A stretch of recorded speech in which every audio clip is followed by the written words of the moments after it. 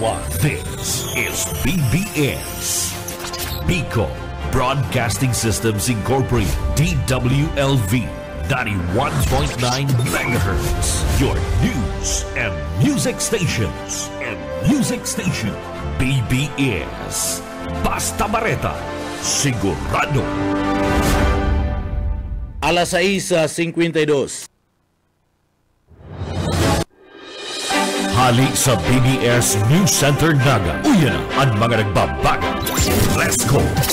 Mga baretang sigurado. Ini ang BBS Primetime News.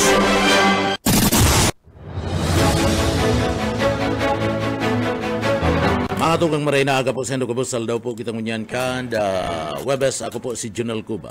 Sa headlines kita kanda sa tuyang mga barata sa lado lokal, Departamento kan Agrikultura sa Bicol padagos manda na nakaalalay sa mga katutubong mga parauma. Mayo pa kita kan mga barata sa lado lokal. Nagapuon na nga mamudbod nin fuel subsidy ang Department of Agriculture sa Kabikulan. 2.6 milyones pesos na kasa assistance para man sa assistance to individual and crisis situation na naitao sa mga nasuluan sa anong na bulan kana taon na presente. Maabot man sa 2,000 na mga jóvenes sa Bicol, target kan pinag-aapod na Educo Philippines sa saindang bagong Child Lead Academy Project. Pamayo pa kita ka na mga barata sa lado lokal, mga taga-Banwaan kan Pasakaw, Camarines Sur, padagos na nagpapasalamat kiki o sa pamilya Villafuerte ninuliman tanamamatian inda na padagos na pag-abot kan natabang sa Banwaan kan Pasakaw, Camarines Sur.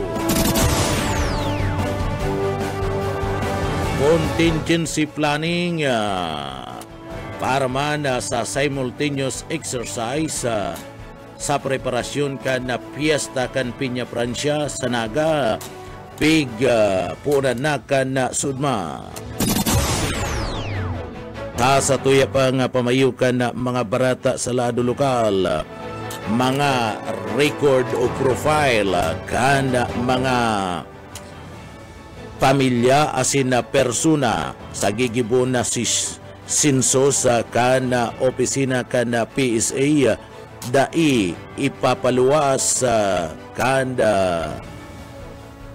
nasambit ng opisina asin na padagos na magiging sekreto na.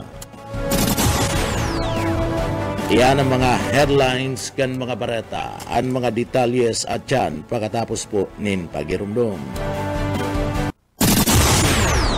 Mga tugang maray na aga po sa Ndukabus, ako po si Junel Cuba.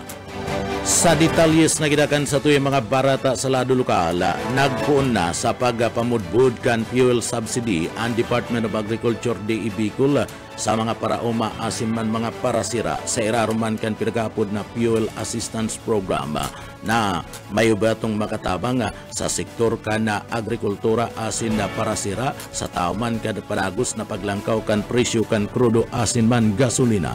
Sa programang ini, kada kwalipikadong mga parauma, asin mga parasira, makakaresibikan pinagapod na fuel discount card na magkakantidad ni na 3,000 pesos.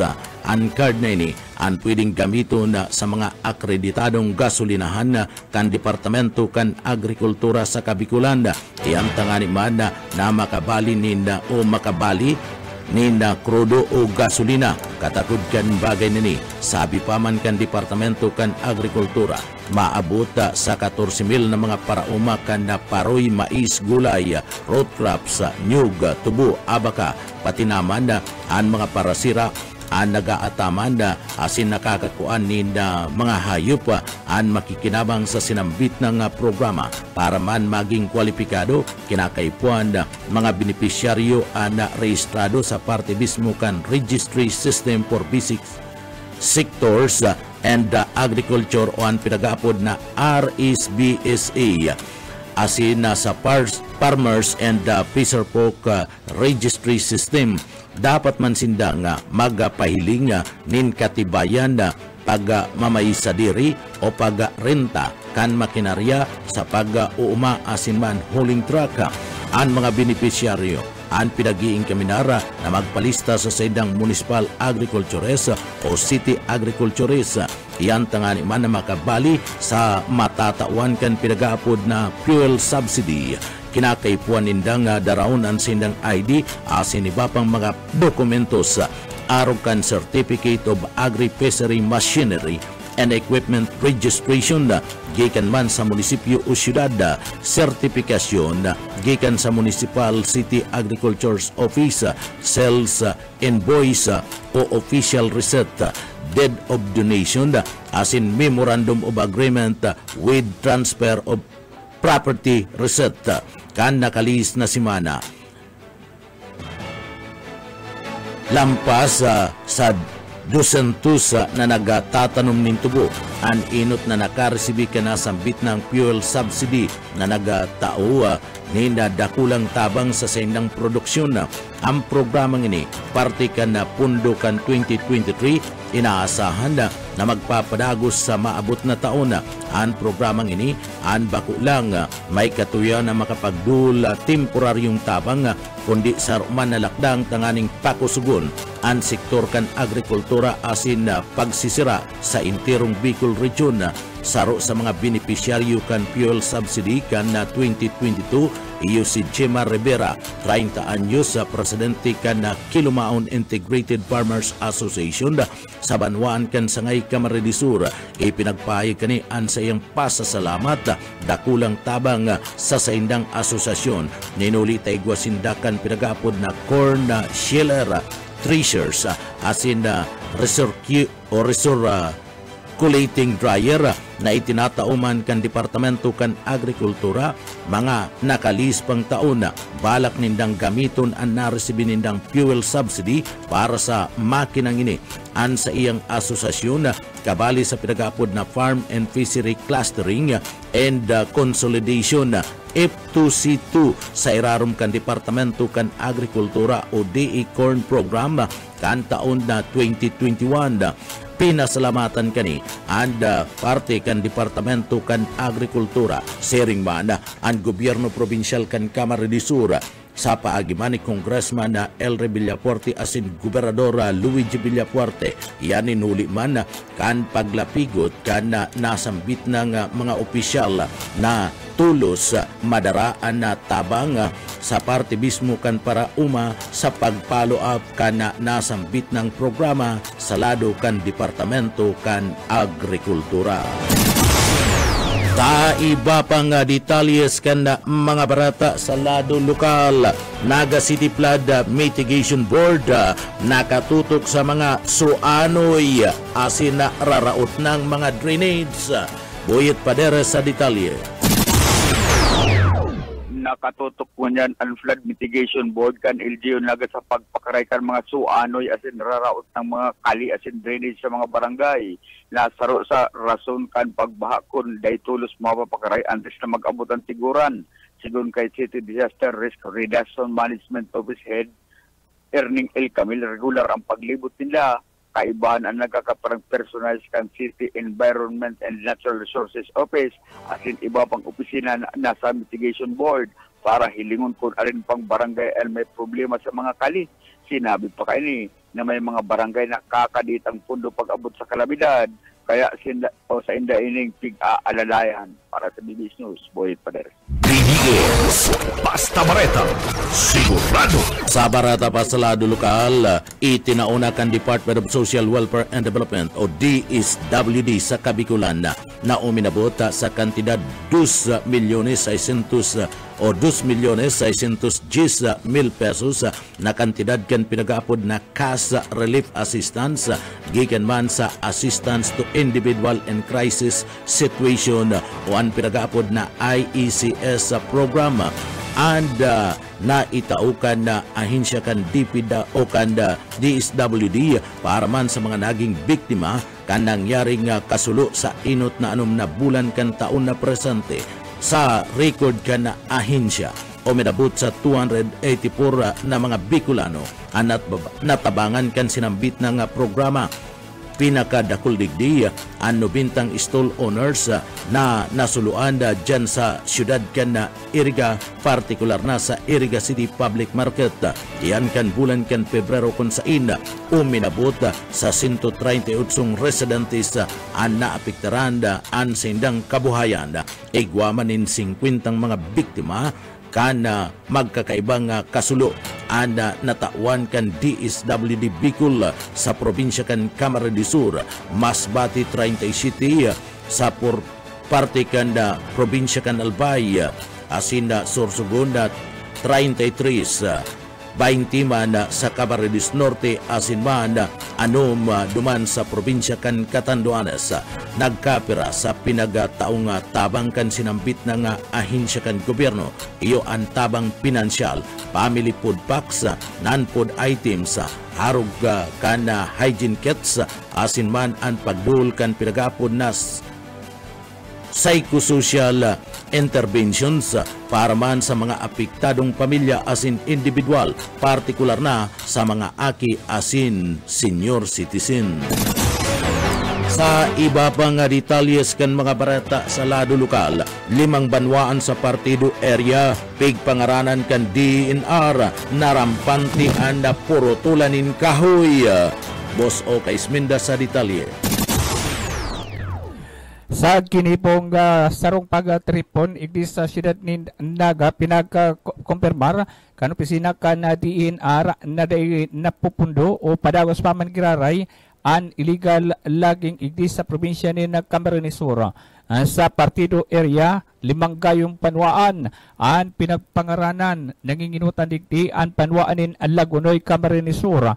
Presentasyon, tinampak, gadget torina asin an banwaan kan si Roma, Camarines Sur, na kung saan nasambitan ng mga banwaan an sinasaping rampanti ang pagputol nin ang kahoy. An iba subuot na pinagpuputulang an sanga, alagad an mga sangang ini an ginigibong uring. Mantang an iba totalmente pinagpuputol ang kahoy, asin ini ang pinagigibong good lumber na ipinagpapalusot na sa mga banwaan, asin ini na pinagigipunin furniture, mantang an iba subot ang pinagdadara sa mga lumber shop. Mga ini ang padago subot na nakakalusot sa mga chip o sa mga PNP, asin na nagkakaigwa man subot ng strategy ang mga illegal logger na nagkapapalusot kan mga good lumber sa sindang mga area na nalulustan subot digdi ang PNP katakot kani nang pudan an DENR sa mga chief of police na mas lalong papusugon ang sa indang pagbantay o pag-checkpoint asin intelligence sa mga ginigibong pagprotol nin kahoy asin pagpalusot nin uring sa mga banwaan na nasambit. Dagdag na bareta sa lado lokalos Karismanda, Basta Bareta Sigurado. PBS Basta Bareta Sigurado. Sa iba pa niya itong detalyes na sa tuya pang mga barata sa lado lokal, maabot sa 2,000 na mga jóvenes sa intirong Kabikulanda. Target kunyan ka na Educo Philippines sa saindang bagong Child Lead Academy Project.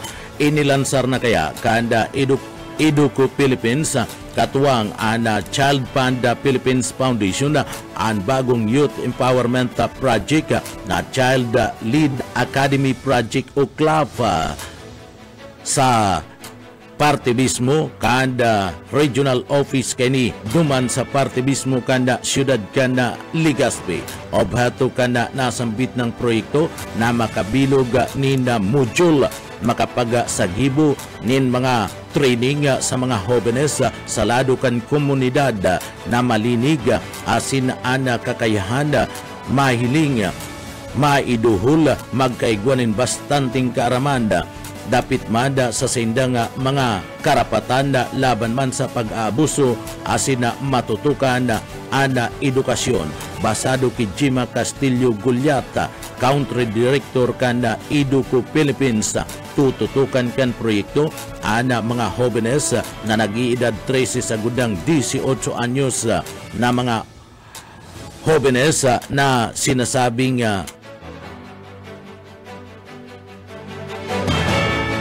maluya ana sa indang kakayahan na magsagibunin mga desisyon maging produktibo asin maging party sa mga urulay sa lado kan jóvenes dyan sa mga eskwelahan, komunidad asin man sa sindang mga arong subuot magsasagibo sindanin mga training na matutok sa lado kan edukasyon, child protection, child participation kan mga magiging benepisyaryo ka sinabi ng proyekto. Pigtawan doon na ana programang ini sigun ki Program Director Marlon Villanueva kan Educo Philippines ang magiging dalagan kan sinambit ng proyekto sa paagi kan pagpermaning kasunduan kabali na ang Child Fund Philippine Foundation maabot sa 2 taon ang implementasyon kan sinambit ng proyektong club.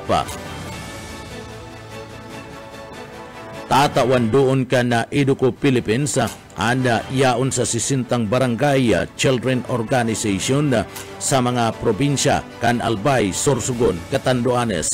Tangani man na panginutan anda pagkakaigonin training sa magiging beneficiaryo sa paagiman kan sa indang mga pagtaon ninda dalanda asin gabay sa nasambit na mga jóvenes lakdang na iniya mantang magigikan manda anda pundukan na proyekto sa Child Fund Philippines Foundation.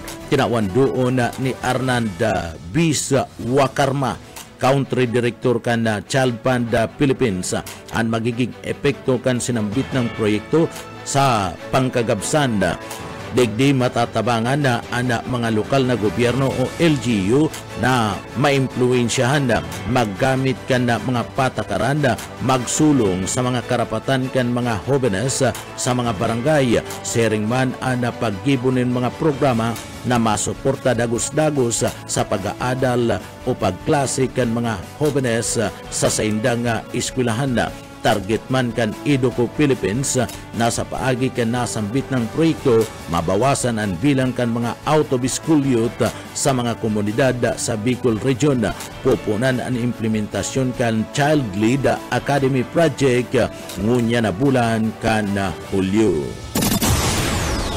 Sa iba pang detalyes kan mga barata sa lado lokal. Pinaka-primerong serbisyong karaban sa Calabanga, Camarines Sur, gigibon sa aga. Daryl Banyas sa detalye. Ipinahayag ni Municipal Councilor Adonis Aguilar Jr. kan Banwaanin, Calabanga, Camarines Sur, nagigibon sa agang Biyernes ang pinaka-primerong serbisyo karavan, partikular sa Barangay Burabot, kung saan maabot sa 10 ahensya de gobyerno ang mapartisipar. Sigon kay Aguilar, mangyayari ang aktibidad dinhuli pa sa pag-analisar ang mga serbisyo caravan na pigukondusir sa sentro kan Calabanga. Andai man nakaka-aprobitsar ang gabos na residente sa Banwaan, urog na itong mga naka-istar sa kabukidan, kung kayaan sa indang lado na mismo ang matukad, tangarig na mahirasalin serbisyo ang mga nasa upland na lugar. Apera padigdi, dahil na kan magagastusan pa ang mga tao, tangarig sa nang makaresibir kan siring na asistensya, ikan sa lokal na gobyerno kan Calabanga sa pamamayo ni Mayor Eugene Severo. Piglalauman na masiservisyohan kan na serbisyo caravan ang nasa 10 barangay, mantang sa pre-registration pa sana. Igwa ng 212 ang nagpalista. Iyo ini ang pinaka-primerong pagkakataon na magkondusir ni serbisyo caravan sa upland area kan Calabanga, Camarines Sur. Dagdag na bareta sa nado lokal, Daryl Banyas, Basta Bareta, sigurado. BDS, Basta Bareta, sigurado. Sa iba pang detalyes kan mga barata sa lado lokal, sobra sa 1.1 milyones pesos na kantidad kan illegal na droga ana kumpiskar kan na mga miyembros kan PNP sa laog sananin 24 oras digdiyan sa Bicol Region, Kasudma.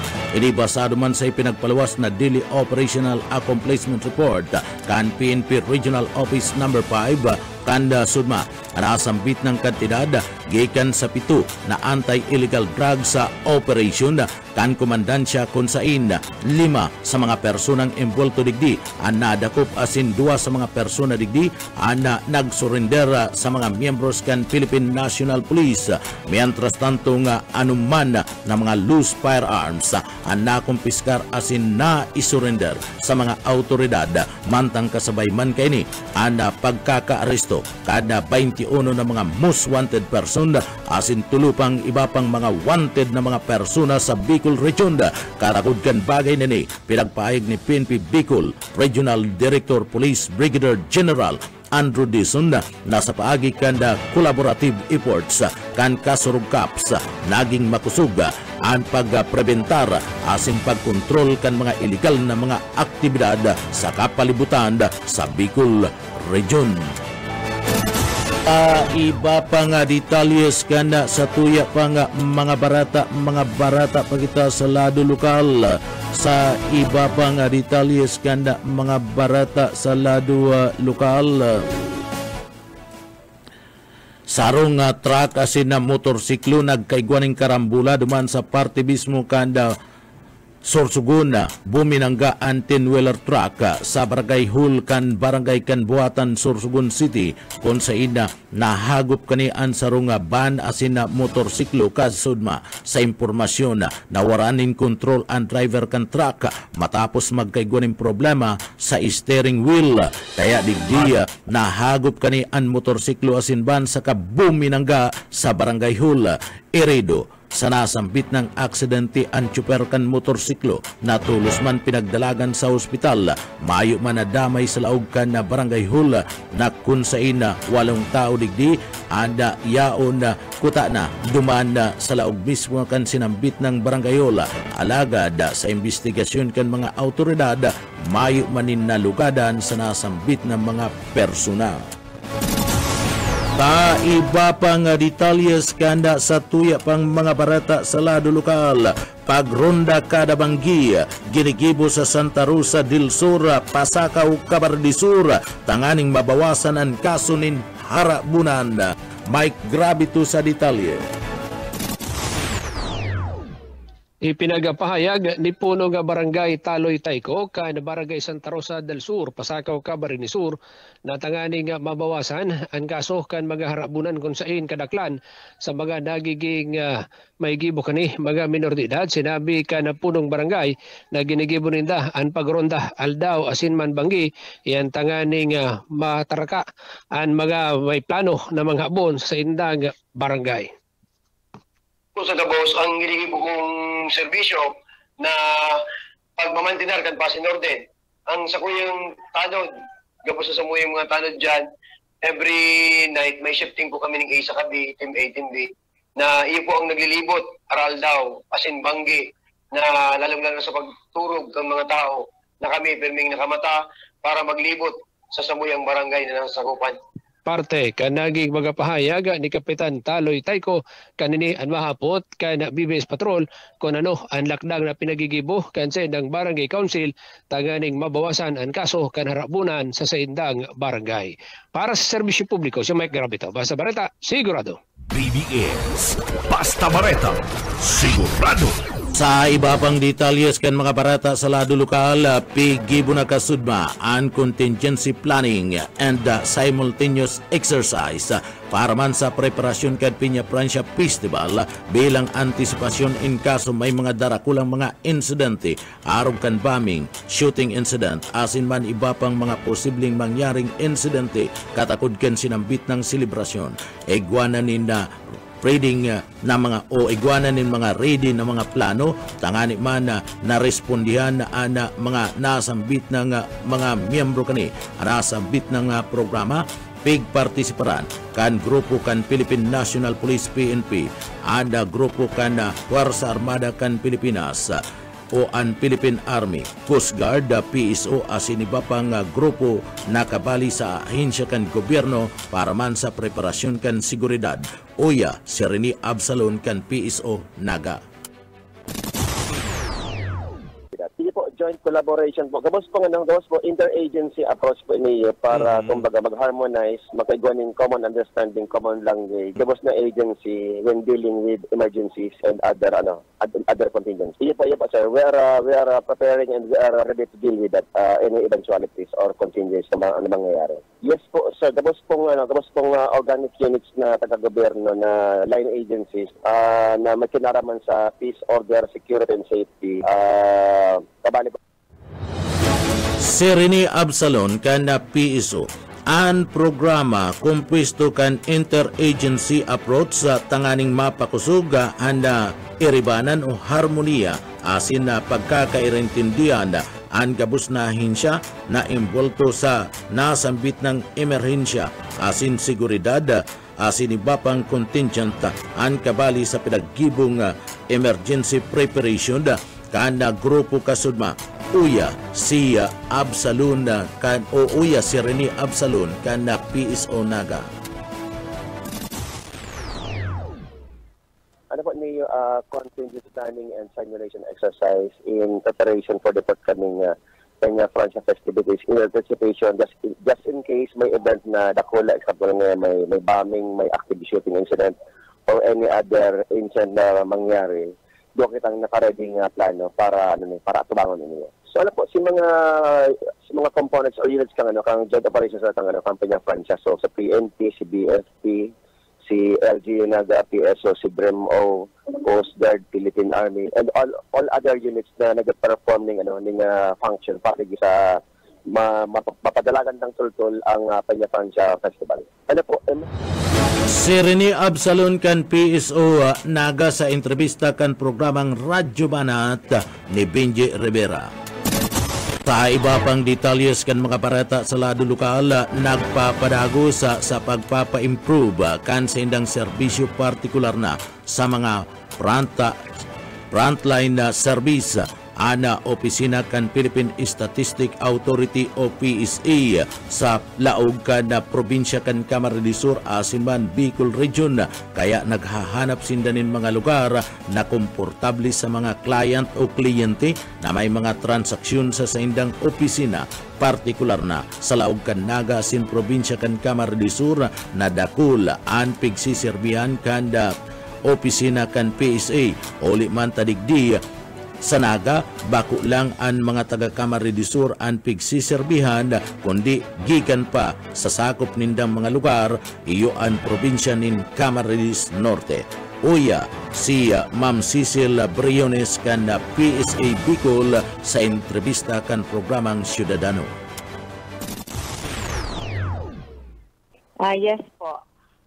Bali po, kami naman po kaya sa PSA, we continually strive na ma-improve yung services namin, lalo-lalo na po yung frontline services. Kaya po, isa po yan sa measure na ginawa dahil parang pyramid po na halawig ang pila duman sa old building po. Yes po. So, with our partner private company, yung Unisys Philippines, we decided to look for a bigger place na mas makaka-accommodate po kang influx kang mga tao dyan sa Camsur kasi po medyo dakol.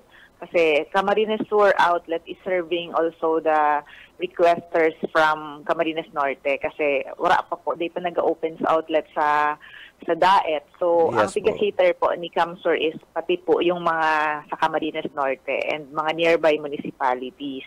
So, pero ito sa factor kung nag-consider kaming maghanap po kidako lang area na maski nga ni po medyo mapagal sa muya kasi parang yung main office is nasa ibang building and kaipuhan mag-travel or magsakay para makaduman sa outlet. Kay itong collecting officers, so mga sa accounting, syempre po baga kaipuhan din duman na imo-monitor. So yan po ang saro sa nagibong achievements kang PSA lalo na sa CRS Naga na natawan po kimas dako lang facility yung outlet. And na-avoid na po itong aralabao na pilang permitang na-witness dyan along Magsaysay. Ayun ba? Panganiban. Panganiban, ma'am. Okay. Panganiban. Si Cecil Briones kan PSA Bicol Regional Office No. 5 sa entrevista kan programang Ciudadano ni Station Manager Bibot Calya. I-confirmar man ni Cecil Briones kan PSA na sarupasana sa mga mandato na itinaukan gobyerno sa lado kan PSA iyo ang National ID bilang tabang sa DITC mobile services ang ginigibukan da PSA. Iba man dumana sa mga pinag-aapod na 6 registration na center. An sa indang grupo ang naglilibot tanganing magkalap kan mga registrant na daipa ni National ID. Uya pa ang parte kan mga pahayag ni Cecil Briones kan Regional Office number 5 kan PSA. Opo, Okay. igwa po kaya kami po bang saro pa sa mandatong di dinagdag po sa PSA itong National ID. So, iniman po, mobile services po ang tigagibo ka ini. Apart duman sa 6 registration centers, nag-iikot po ining grupo para po makakala pa ki mga registrants na day pa pong National ID. So, iyo po yung sasaro pang frontline service kung totoo na piga-cater pa kang PSA kasi medyo dakol na nga ni po ang mandato may and Si Cecil Briones kan PSA Bicol sa entrevista ni Station Manager Bibot Calya sa programang Ciudadano. Pig-impormaran ang publiko nangunyana na bulan kan Hulyo gigibon ang 2024 census kana populasyon o ang pinagapod na Population and Community-Based Monitoring System. Ianda sa maabot man na aldaw kan Lunes, July 15, mapuon ang pag-relibot-libot kan pig-komisyon na mga enumerator kan PSA. Iyan tangani man na bilangon ang gabus na mga Pilipino sa Bicol asin sa bilog na nasyon. Isasabay naman sa community-based monitoring system tanganing makakuanin maray na period o record na pwedeng magamit kan mga legislador sa pagamanda kan sa indang mga plano nin mga programa na mataunin dalan tanganing digdi mataunin atensyon ang mga specific areas of concern kan kada barangay arog na sanakan edukasyon, trabaho, asin banda anda lado kan salud na pwedeng aksyonan kan mga local government unit sa inman na lugar. Uya si Ma'am Cecil Briones kan PSA Bicol. We are also informing the public na this coming July, iyo po naman ang kumagang bago sa mo sa PSA, we will be conducting the 2024 Census of Population and Community-Based Monitoring System. So, sa July 15 po, ngayon yan po sa Lunes, mapuuna po marilibot sa mga hired enumerators may para po bilangon gabos na Pilipino digdi po sa tuyang lugar. And for the entire Philippines po yan. Kaya pag sinabi ta po bagang census, parang take all. Bilangon ta po yan gabos. And apart duman sa pagbilang po kang mga Pilipino, isasabay mi na po sa community-based monitoring system para po makakuakita ki mga magayon na datos para po magamit kang sa tuyang mga legislators na makapag-create and makapagplano ki mga programa na ma-address po kung ano ang mga specific areas of concern kang kada sarong barangay. Ang magayon po kaining community-based monitoring system up to the barangay level po ang data na nakukuha, up to household level ang information na pwedeng makuha kang LGU para ma-address ninda kung ano ang mga concern kang sa indang mga constituents, kung sa in medyo maluya, sa in may kadipisilan, kung sa education ba, sa trabaho, sa facility, sa health. Si Cecil Briones kan PSA Bicol sa entrevista kan programang Ciudadano ni Station Manager Bibot Calya.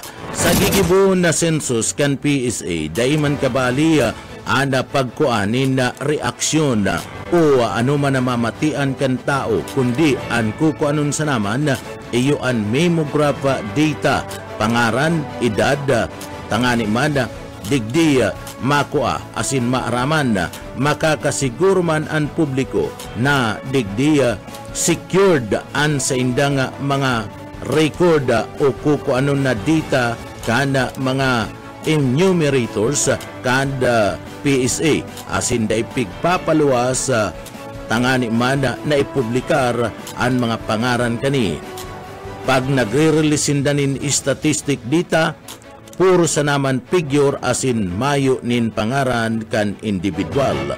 Uya pa si Cecil Briones kan PSA Bicol. We are also informing the public na this coming July, ipo naman ini ang kumbagang bago sa mo sa PSA, we will be conducting the 2024 Census of Population and Community-Based Monitoring System. So, sa July 15 po, ngayon yun po sa Lunes, mapuuna po marilibot sa mga hired enumerators may para po kami po sa PSA po di man po digdi kumbaga di man digdi ko paon kung ano ang saloobin. Ako pa po digdi demographic data kumbaga sa pangaran, edad, and kami po halo sa kahaluan na ning panahon consistently po na kami po secured po sa mo ang data na nakukuha. Di man po iyang ping-publish na to the level na may mga pangaran. Pag nag-release po kami ng statistical data, in figures na po yan. Then, ano na siya, nakagraph na, parang as a whole. Di po kami allowed. Bawal po sa muya magluwas na information pertaining to a person. Si Miss Cecil Briones kad PSA Bicol sa entrevista eksklusibo kan programang Ciudadano ni Station Manager Bibot Calleja. Pangatugang iyan ang katiripunan kan mga barata sa pangarangkan sa tuyang mga nakaibanan sa pagbabarata. Yaon dyan sa Engineering Department si Chief Engineer Ariel Camarote. Ako po ang sindong para barata si Junel Cuba. Mabalos po kan sa ido pong pagantabay. Salamat po. Mapasatuya pulugod an biyaya asin an bendisyon kan mala Diyos. Basta barata, sigurado. BBS Basta Bareta, sigurado.